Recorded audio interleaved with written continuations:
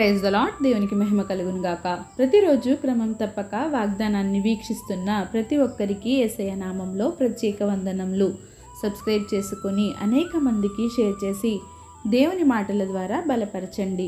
ఈ దినమునకై ఏర్పాటు చేయబడిన దేవుని వాగ్దానము కీర్తనల గ్రంథము 121వ అధ్యాయము 1-2 వచనములు.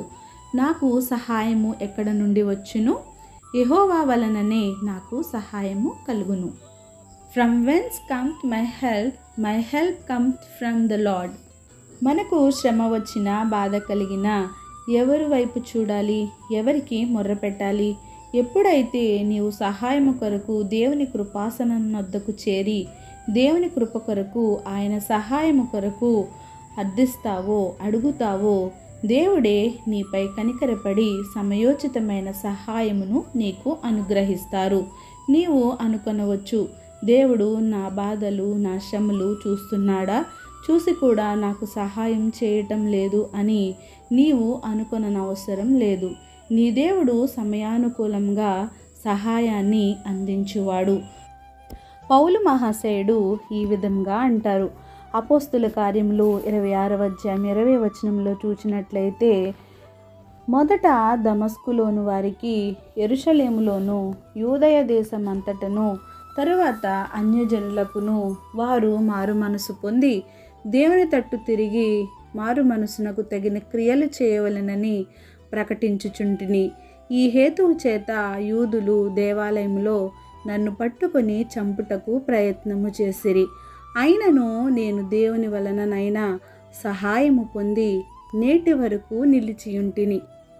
ఎంత గొప్ప సహాయము దేవుని వలన నేను పొందుకొన్నాను అని సెలవిచ్చారు. ఇంకా అనేక మంది భక్తులు, ప్రవక్తలు, ఆయన ప్రజలు, నీవు నేను కూడా ఆయన సహాయం లేనిదే ఈ క్షణం వరకు మనం భూమి మీద నిలిచి ఉండలేము. ఆయన మన ప్రాణములను కాపాడకపోతే ఎలా నిలవగలము? ఆయన సహాయం చేయటలో ప్రథముడు. నీ కష్టం ఏదైనా సరే దేవుని యందు విశ్వాసం ఉంచి నమ్మకంతో ప్రార్థించు. దావీదు మహారాజును ఎన్ని మరణాపాయముల నుండి తప్పించలేదు? ఎంతమందిని అనారోగ్య స్థితులలో సహాయం చేయలేదు? ఆహార పానీయాలు, ఆరోగ్యం, ఆర్థిక పరిస్థితులు, సంఘ, కుటుంబ, సమాజ పరిస్థితులన్నింటిలో కూడా నీకు సహాయం వచ్చేది ఒక్క దేవాది దేవుని నుండి మాత్రమే. జార్జ్ ముల్లర్ గారు, భక్త సింగ్ గారు, బ్రదర్ ఏసన్న గారు, జాన్ వెస్లీ గారు, డిఎల్ మోడీ గారు, ఇలా పెద్ద పెద్ద సేవకులంతా కేవలం ప్రార్థనల ద్వారా దేవుని సహాయం పొందుకొని ఎన్నో ఆత్మలను రక్షించి గొప్ప సువార్తను ప్రకటించారు. నీకు కూడా దేవుని సహాయం కలుగునుగాక. ఆమెన్. చిన్ని ప్రార్థన. మమ్మల్ని అతి మిక్కిలిగా ప్రేమించిన మా ప్రియ పరలోకపు తండ్రి, మీరు ఇచ్చిన వాగ్దానంకే వందనాలు దేవా. ఎవరైతే ఈ వాక్యాన్ని విన్నారో, వినిన వాక్యాన్ని విని విడిచిపెట్టు వారముగా కాకుండా మా హృదయాల్లో ఫలింపచేయండి. అవును ప్రభువా, మాకు సహాయం చేసేది మీరు ఒక్కరే తండ్రి.